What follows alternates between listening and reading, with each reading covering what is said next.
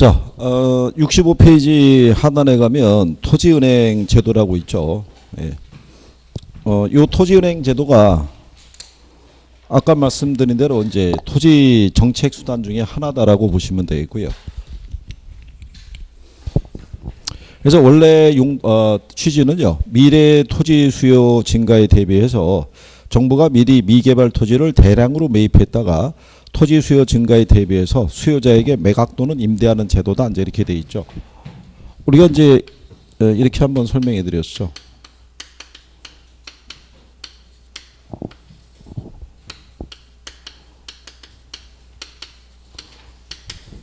1970년에 대전의 이 땅값하고요, 현재 땅값하고 비교하면은 천양지차겠죠. 지금 훨씬 비쌀 거 아니에요, 그죠? 근데 이게 70년에서 2018년이면은 한 48년 정도 경과하면 예전에 지어졌던 주택들이 거의 다 노후화돼 있을 거예요, 그죠? 그 뭐 주거환경 개선 사업을 하든 정비 사업을 시행을 하든지 간에 이걸 시행하려고 그러면 이제 많은 돈이 필요하겠죠. 근데 만약에 70년에 대전시에서 한 100만 평 정도의 땅을 확보하고 있다고 생각하면 이때 사놨다. 그럼 지금 유용하게 쓸 수 있어요, 없어요? 유용하게 쓸 수 있겠죠.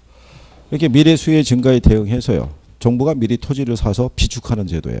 근데 아무리 40년 전에 토지 가격이더라도 저렇게 많은 양의 토지를 비축하려고 그러면 뭐가 많이 들어가겠어요? 돈이 많이 들어가겠죠. 그러니까 이거는 선진국에서 주로 쓸 수 있는 제도예요. 그러니까 정부나 지자체가 재정 자립도가 뛰어났을 때 쓸 수 있는 제도다, 이런 얘기죠.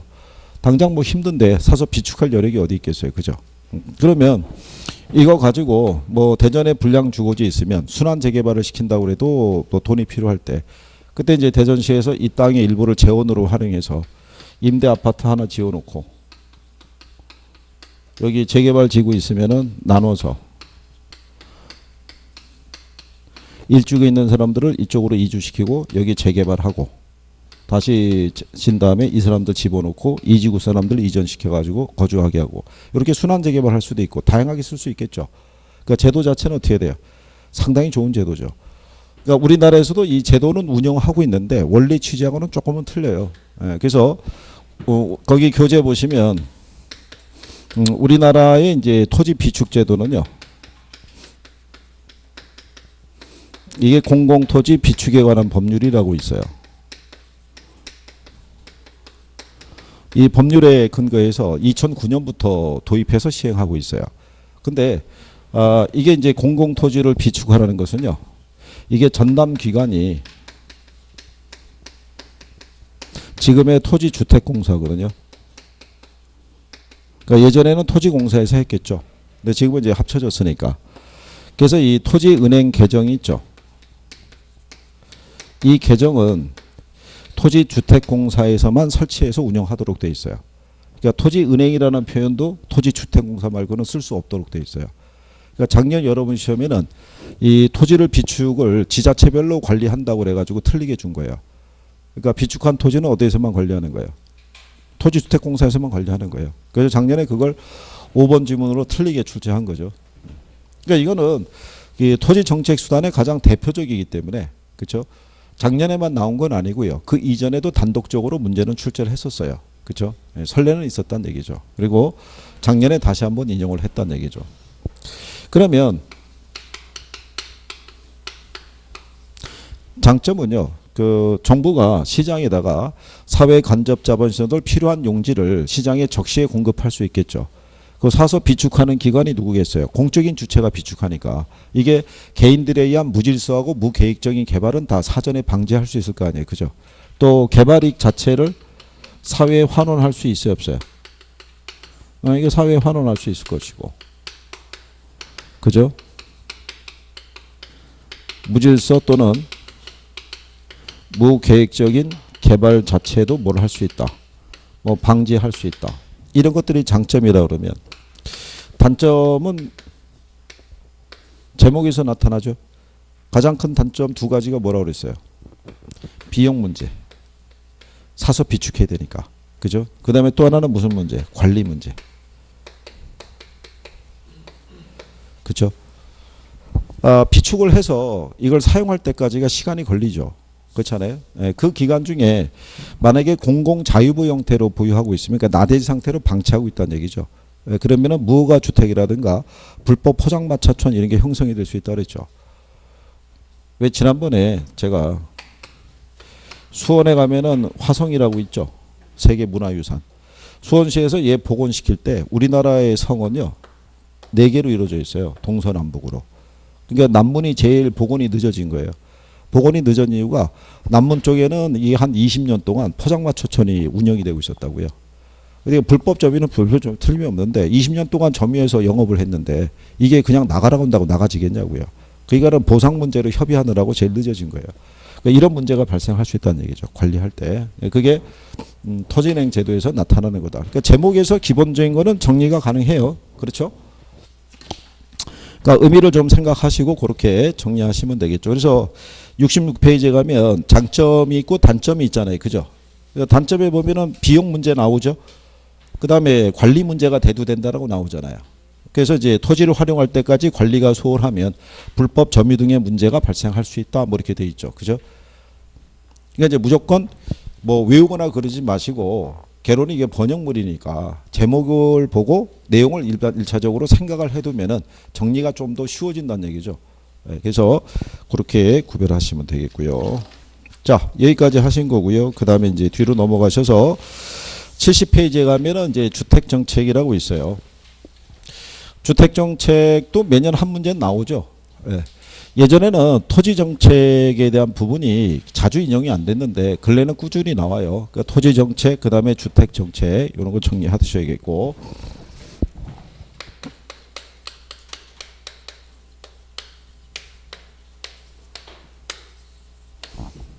주택정책에 가시면요. 가장 대표적으로 얘기할 수 있는 게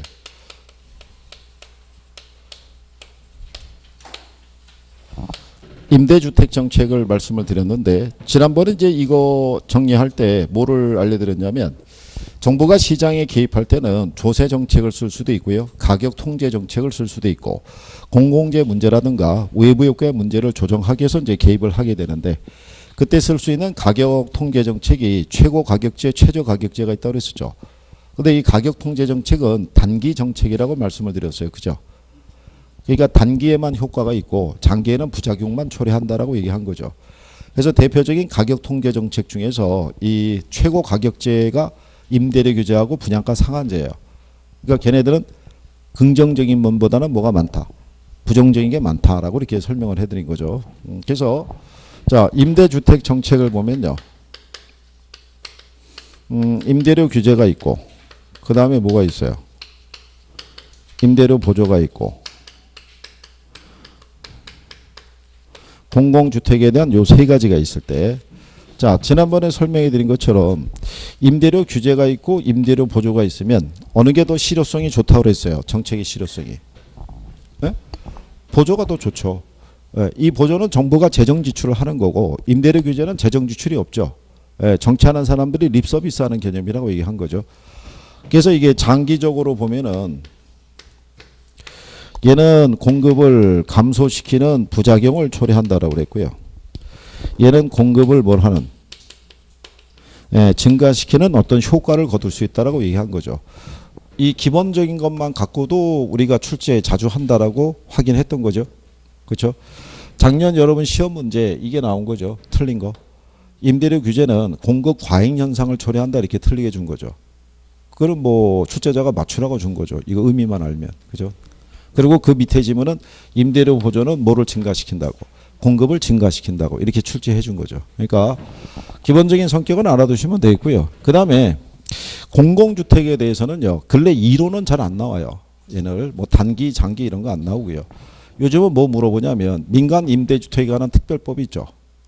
거기에 관련된 이제 용어들을 내는 거죠. 그렇죠?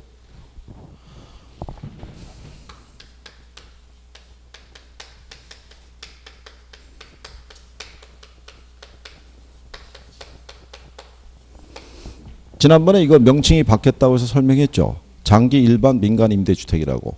이게 전신이 이게 준공공 임대잖아요. 그죠? 이게 이 법이 바뀐 거죠. 법령이 바뀌어서. 그래서 이게 그 학계론에서는요, 관련 법령이 있으면 뭐를 출제하냐면 용어에서 출제를 해요. 용어에서. 그 용어가 들어온다고 보시면 돼요. 용어가. 그래서 그 나중에 이제 제가 문제로 해서 다 드려요. 이렇게 해서. 이번에 모의고사 보셨나요? 모의고사? 거기 보면 뭐 주거환경 정비사업 뭐 이런 거에서 용어 같은 거 하나 들어가 있지 않던가요? 박스로? 아, 내일 봐요? 박스가 문제가 하나 있을 거예요. 아, 그게 답이 아니라 그 밑에 가면 그거 왜 넣어드렸냐면 그게 개정된 거예요. 개정된 거. 개정된 거기 때문에 용어 있죠. 그게 개정됐고 안에 있는 내용이 바뀐 거예요. 내용이 바뀌어가지고 그거를 그런 식으로 출제할 소지가 있다는 얘기죠. 이전에 출제를 한번 했었어요. 그쪽을 출제했는데 법이 개정이 돼서 이번에 왜 그 도시및 주거환경 정비법이 개정이 되면서 6개의 명칭이 3개로 축소가 됐죠. 예, 축소가 되고 거기 있는 그 가로주택 정비 사업이 있죠. 예, 요거는 이제 빈집 및 소규모 주택 그 관리 등에 관한 이 특례법 그쪽으로 옮겨갔어요. 그러니까 이제 용어가 이제 법령에 따라서 조금씩 틀리게 됐으니까 그런 거는 미리 정리를 해두시면 될 거예요. 익숙해지면 풀 수 있으니까 제목 따라서 가면은 답을 찾을 수 있어요. 그죠? 그렇게 해서 그러니까 얘네는 이제 그런 쪽을 정리하시면 돼요. 그럼 이제 제일 먼저 나오는 게 임대료 규제죠.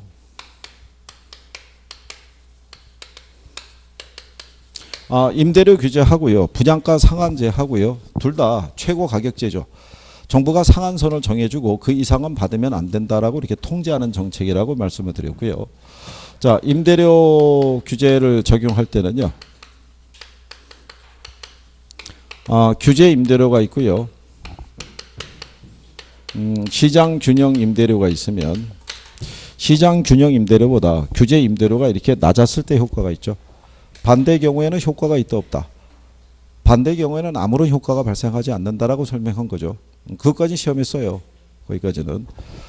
자, 이렇게 해서 이제 요 경우를 얘기를 하고요. 그리고 요게 이제 그 단기적으로 보게 되면요. 이게 소득 재분배 효과를 기대할 수 있어요. 근데 이 효과가 나오기 위해서는요.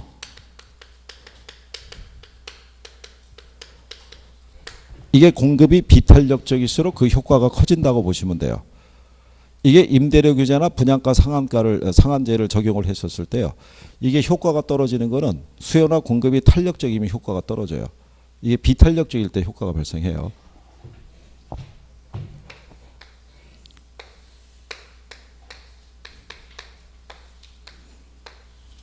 시장 임대료가 이렇게 이제 100만 원으로 돼 있을 때요. 정부가 통제하는 거죠. 50만 원 이상은 받으면 안 된다. 이렇게. 그죠?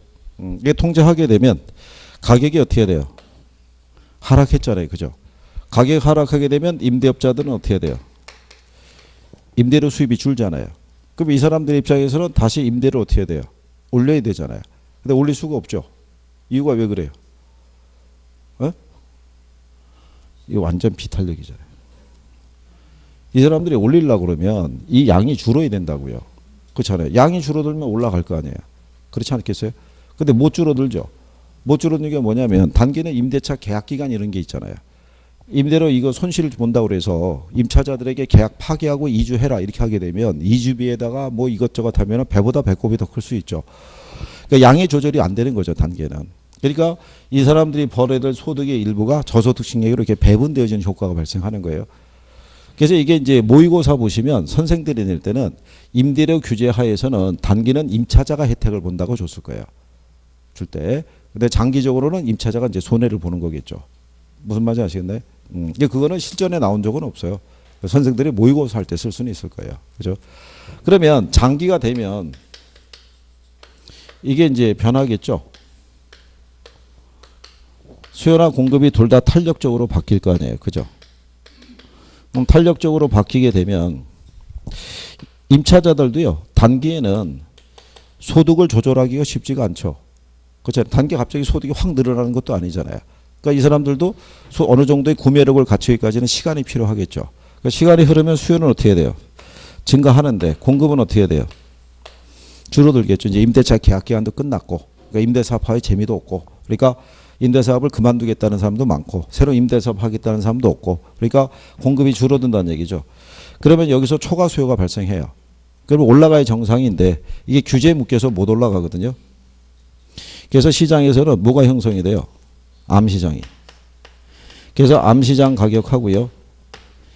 규제 임대료 사이에 이중 가격의 문제가 발생을 하죠. 이렇게. 그러면서 임대주택의 질은 점점 떨어지죠.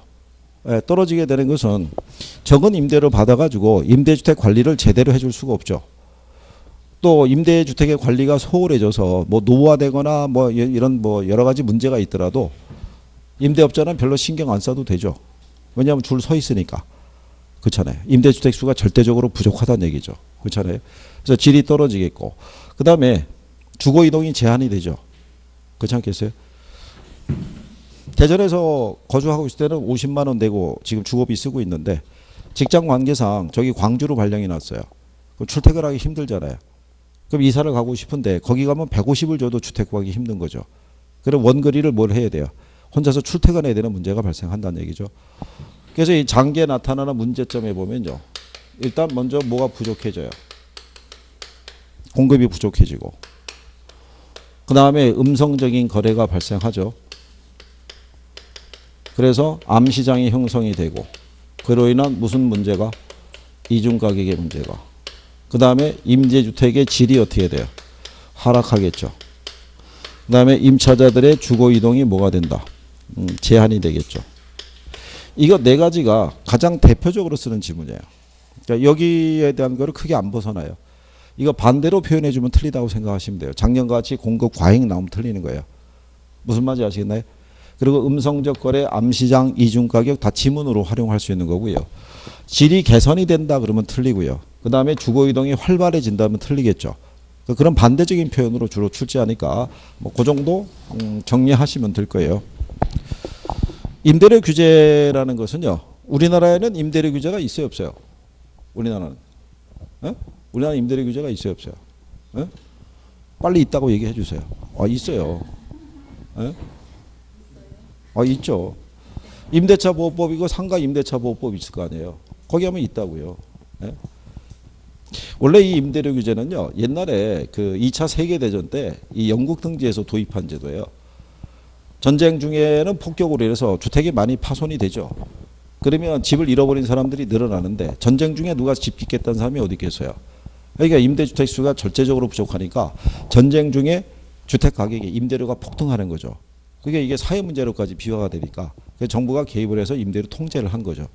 그게 시초고 우리나라도 도입은 돼 있다 이렇게 생각하시면 될 거고. 자, 그 다음에 71페이지 가시면 그 하단에 분양가 상한제라고 돼 있죠.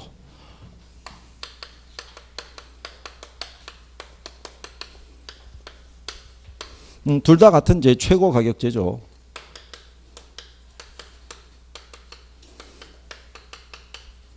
얘도 이제 규제 가격이 있고요. 시장 가격이 있다 그러면 시장 균형 가격보다도 규제 가격이 어떻게 돼요? 낮았을 때 이제 효과가 발생하겠죠.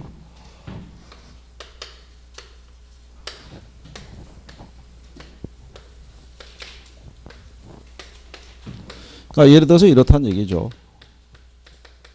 시장의 분양가가 예를 들어서 1,000만 원이에요. 그러면은 이제 한 30평형 분양 받을 때 한 3억 정도 이렇게 줘야 이제 분양을 받을 수 있는데 이게 이제 무주택 서민들에게는 너무 부담이 크다고 보고 정부가 이제 통제하는 거죠. 500만 원 이상은 받지 말아라 이렇게. 그럼 30평형 분양 받을 때 얼마면 된다는 거예요? 1억 5천이면. 그렇게 되면은 건설업체 입장에서는 어떻게 돼요? 채산성이 떨어지겠죠. 네, 그러면 공급이 어떻게 돼요? 줄어들겠죠. 대신에 수요는 어떻게 돼요? 늘어나죠. 그 다음에 지난번에 한 거죠. 이때 수요와 공급이 탄력적일수록, 그렇죠? 초과 수요량은 더 커져요, 작아져요? 그때 했잖아요. 이때 이렇게 통제했을 때 여러분 시험에 분양가 상한제하고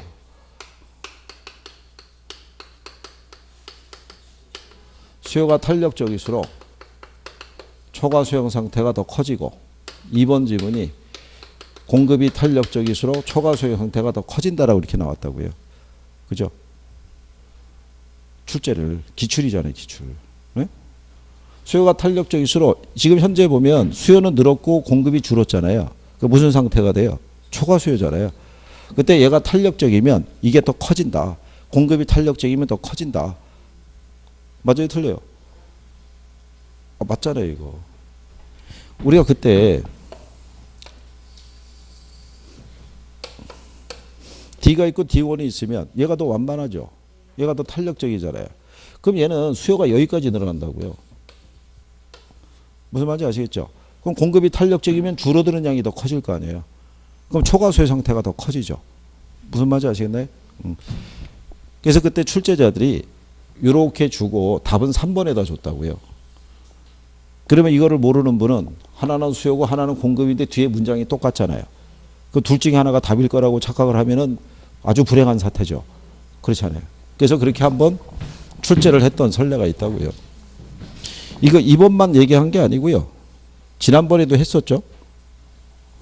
이거 우리 교재에도 있어요, 없어요? 있어요. 그죠? 자, 그런 얘기죠. 자, 어쨌든 간에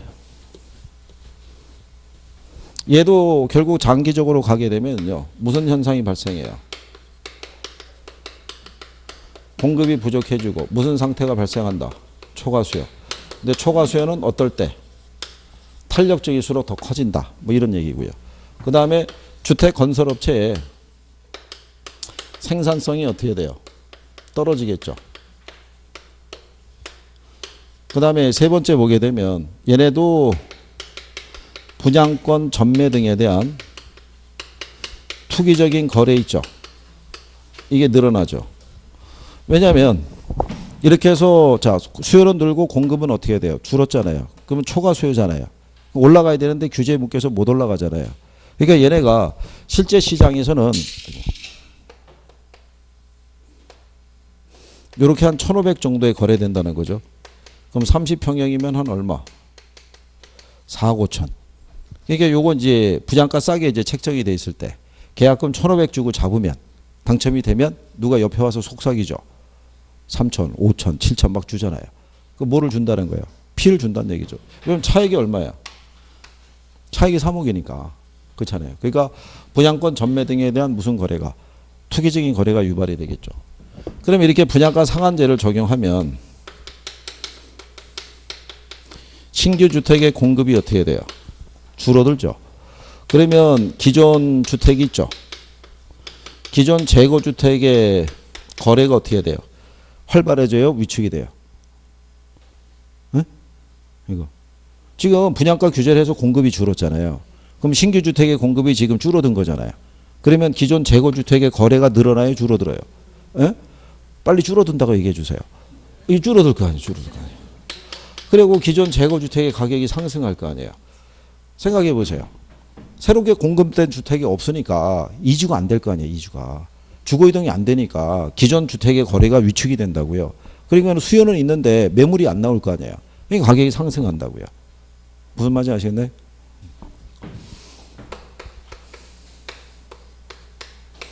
도심보다는 주로 어디에서 공급이 되겠어요?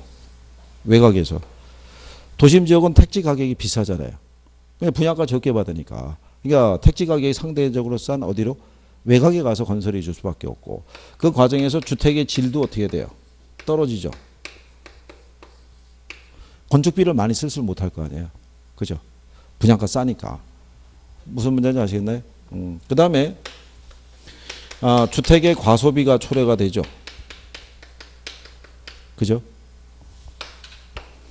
왜냐하면 원래 이게 3억 주고 한 30평짜리 소비하는 건데 지금 30평 사는데 1억 5천이면 사잖아요. 그러니까 이 3억 가지고 40평, 50평 분양받는 거예요. 그러니까 주택의 과소비가 유발되는 거예요. 그죠? 그런 문제가 있는 게 그게 분양가 상한제라는 얘기죠. 그래서 거기 여러분들이 보시면 71페이지에 하단에 가면 시장 가격과 분양가 차익인 전매 차익을 노리는 투기적인 수요가 증가한다 뭐 이렇게 돼 있잖아요. 그죠? 그리고 뒷페이지로 넘어가시면 신규 주택의 공급을 감소시킨다 이렇게 돼 있잖아요. 그죠? 문장 내용이 있어요, 없어요? 있잖아요. 그죠? 자, 그 정도는 이제 여러분들이 구별을 할 수 있으시면 되겠고. 자, 그럴 때 그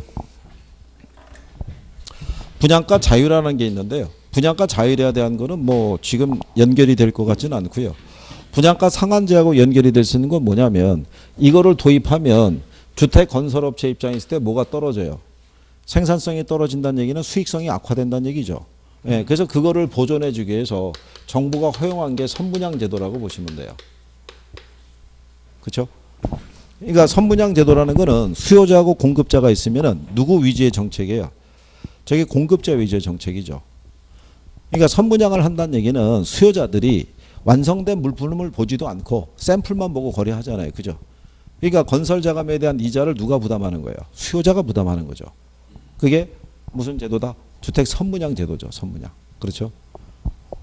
저게 시험상에서 안 나왔다가요. 저게 27회인가 저기 지문으로 한번 들어왔어요. 주택 선분양 제도라고. 그러니까 한번 썼다는 얘기는 또 활용할 수 있으니까 용어 정도는 얘하고 묶어서 정리 정도 해두시면 될 거예요. 그래서 그런 정도.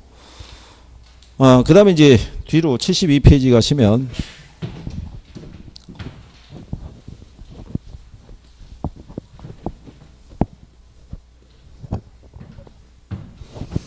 임대료 보조라고 있죠.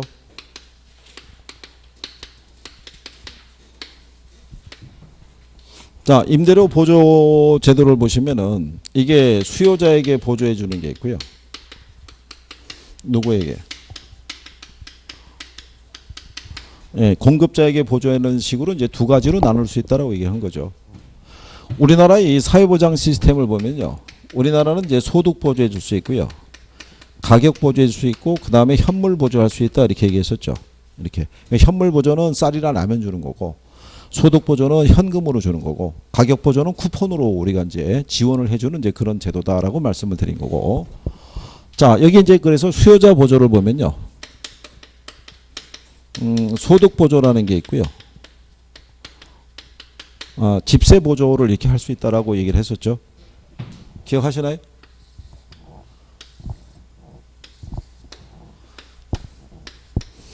지금 이제 여러분들이 뭐가 조금 당황스러운 게 뭐냐면요. 앞전에 우리가 기본소로 수업했잖아요. 근데 지금 요약집으로 하잖아요. 그러니까 요약집에는 지금 적어 놓은 게 없는 거예요. 이게 선생님 뭘 물어보더라도 다 이제 아주 신선한 거예요. 그죠? 기본서가 있으면 그래도 뭔가 적은 게 있으니까 대답이라도 좀 해보겠는데 여기는 깔끔하거든요. 그러니까 뭘 물어봐도 아무런 기억이 안 나는 거죠. 지금. 이게 이제 선생님 계속 물어보는 이유가 그거죠. 기억해 보시라고 자꾸. 어차피 반복이잖아요. 반복. 그죠? 이거. 집에서 저기 기본서는 한번 읽어보고 계신가요? 6월이 가기 전에 기본서는 한번 정독 한번 하시는 게 도움이 될 거예요. 그죠? 기본서 정독을 왜 6월달 정도에 말씀을 드리냐면 1, 2월달에 기본서를 읽어도 별로 효과가 없어요. 무슨 내용인지 잘 모르니까. 그러니까 알든 모르든 한 두세 번 돌면요. 그래도 기본서를 읽으시면서 뭔가 얻어지는 게 있을 거라고요. 이게 여기 있었어? 그때 선생님이 했던 게 이거야? 이렇게 해서라도 얻어지는 게 있다고요. 그래서 그 기본서를 한번 정독을 해주신 상태에서 문제풀이를 들어가면 그게 도움이 돼요. 문제를 푸는 단초가 이론에 있잖아요. 그죠? 그러니까 한 번은 정독을 해주시는 게 필요해요. 6월 달에. 그래도 어쨌든 시험을 보려고 그러면 기본서가 없는 시험은 있을 수가 없잖아요. 한 번 정도는 읽어보시고. 그죠? 그리고 모의고사를 이렇게 보시면 지난번에 말씀드렸지만 초기 단계는 5개가 다 맞는 말 같고요. 조금 공부하시면 한 3개는 걸러줄 수 있으실 거예요. 그럼 2개가 남을 때 4번을 찍으면 5번이 답이라고 그러고요. 5번을 찍으면 4번이 답이라는 현상이 나타날 거예요. 조표는 났는데 그게 그 다음 단계라고 보시면 돼요. 점수가 안 나온다고 해서 낙담하실 필요는 없고 내가 공부를 했기 때문에 다음 단계로 넘어갔다고 생각하시면 돼요. 이건 어차피 걸러주잖아요. 그 다음에 이제 여러분들이 이론을 배우셨다고 해서 문제를 푸는 거하고 바로 비례하진 않아요. 이게 이제 나중에 문제집으로 바꿔가지고 이론을 문장으로 다 바꿔서 연습을 하셔야 돼요. 그래야지 이제 답을 찾는 확률이나 이런 게 높아지는 거죠. 그냥 과정 중에 하나라고 생각하세요. 그러니까 모의고사 봐서 성적이 너무 안 나고 있다 그래서 괜히 인근 지역 술집 매상 올려주지 마시고 그냥 편안하게 그냥 뭐 잘 보든 못 보든 뭐 하도도 그러셔가지고 그러니까 그렇게 하시면 될 거예요. 그죠? 편안하게.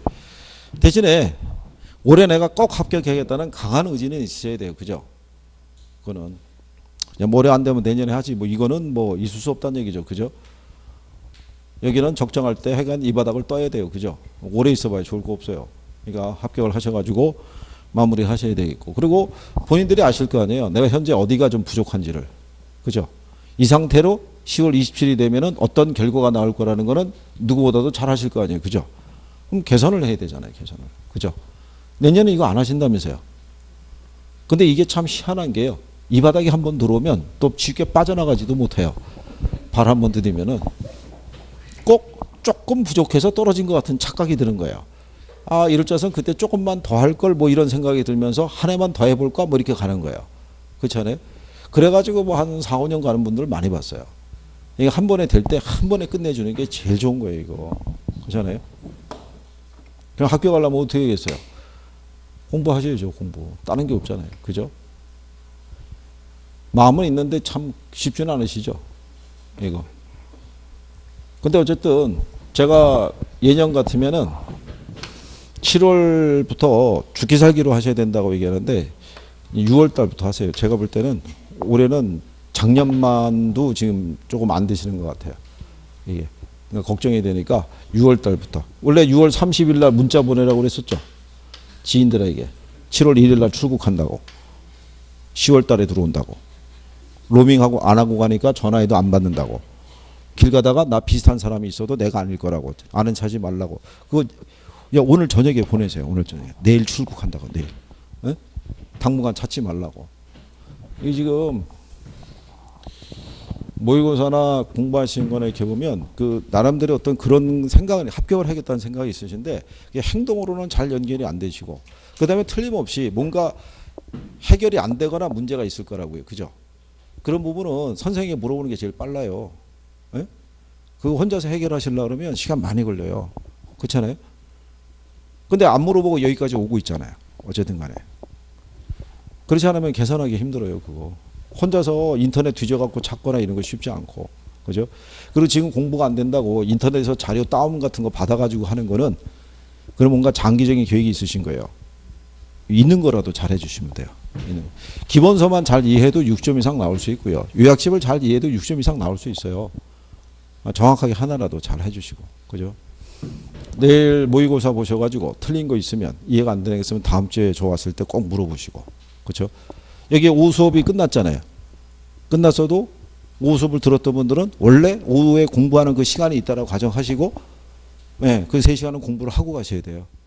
그리고 오전에 들으시고 오후에 남아서 복습하시다가 오전에 들었던 수업 내용 중에서 잘 이해가 안 되는 게 있으면 그 파트만 저녁에 이렇게 들어보시든가 그게 힘드시면 댁에 가셔가지고 동영상으로 복습하시면 4시간을 다 볼 수가 없어요. 그러니까 여기서 그 이해가 안 되는 파트만 찾아서 거기만 찾아서 보시는 거예요. 그래야지 이제 그게 효율적으로 쓸 수 있는 방법이 돼요. 오전에 4시간 촬영 올라가는데 그걸 집에서 언제 4시간을 보겠어요. 게임하거나 뭐 드라마 볼 때는 할 수 있어요. 근데 이거는 그렇지 못해요. 그러니까 필요한 것만 선별해서 잘 보세요. 필요한 것만. 그렇죠? 자, 여기 우리가 임대료 보조하면요. 수요자 보조 보면 소득하고 집세 보조가 있는데 소득이라는 건 이게 현금으로 보조해 주는 거라고 그랬죠. 그럼 여러분들은 만약에 정부로부터 보조받을 때 현금으로 받으시는 게 좋아요? 아니면 쿠폰으로 받는 게 좋아요? 네, 그러니까 이 효용 증대 측면에서는 얘가 유리하다고요. 뭐로 주는 게? 현금으로 주는 게. 근데 이게 정책 측면에서 봤을 때 있죠. 그러니까 정책 측면이라는 건 뭐 얘기하냐면 임대주택의 소비를 늘리고 싶을 때는 얘로 주는 게 낫다고요. 쿠폰으로 주는 게. 지난번에 설명해 드렸죠. 정부가 공공주택을 공급했는데 미분양 이런 게 발생하면은 문제가 생기는 거죠. 그러니까 그런 걸 방지하기 위해서는 뭐로 주는 게 낫다. 쿠폰으로. 쿠폰은 월세로만 쓸 수 있게끔 명칭이 다 지정이 되어 있는 거니까. 자, 그런데 요게 소득 보조해 주든 집세 보조해 주든 간에요. 이게 주택에 대한 소비가 늘어나는 게 아니고요. 다른 재화의 소비도 어떻게 돼요? 역시 늘어나는 효과를 가져오는 거는 현금으로 주든 쿠폰으로 주든 그건 똑같다고 그랬죠. 소비의 여력이 늘어나니까. 무슨 말인지 아시겠죠? 네, 그래서 그렇게 우리가 정리를 해드렸고 그 다음에 요 수요자를 보조해주는 방법 중에서 보면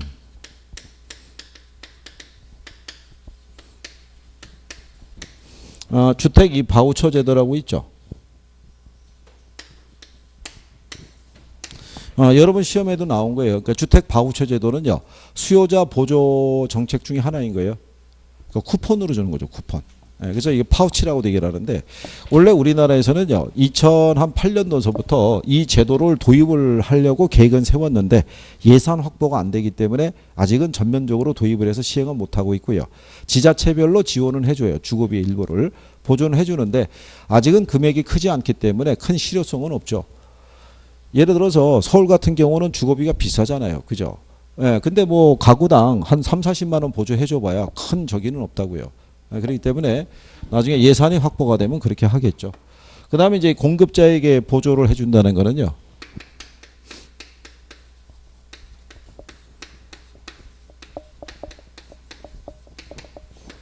이렇게 이제 공급자에게 주택도시기금 등을 지원을 해주는 거죠. 그렇죠? 저리로. 그렇잖아요. 그러면 공급자 입장에서 보면은 뭐가 줄어드는 거랑 똑같아요. 생산비가 줄어드는 거랑 똑같잖아요. 건설 자금에 대한 이자를 갖다 싸게 주고 돈을 빌려오니까. 그러면은 당연히 시장에서 공급이 어떻게 돼요? 늘어날 거 아니에요. 그러니까 공급이 늘어나니까 임대료가 어떻게 돼요? 이렇게 하락하는 효과가 발생할 수 있다는 얘기죠. 그게 이제 공급자에게 보조했을 때 나타난 현상이죠. 그런데 이제 대신에 얘는 임대료의 부담은 줄여줄 수는 있는데 이 수요자의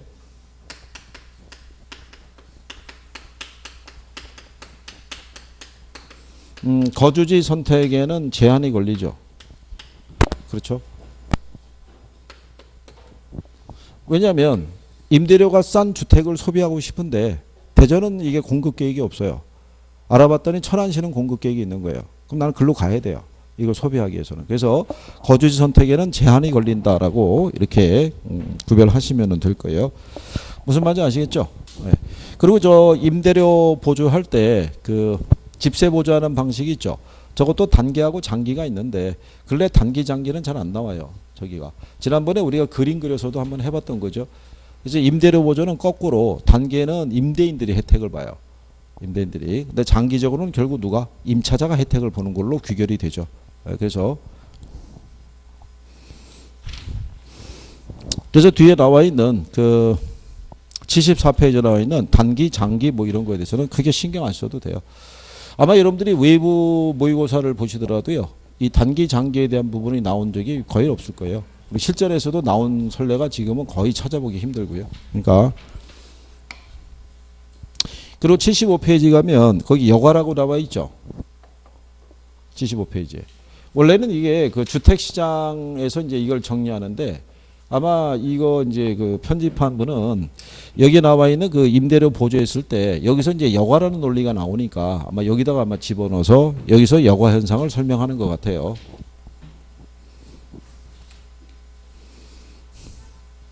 앞전에 여가 배운 건 기억하시나요?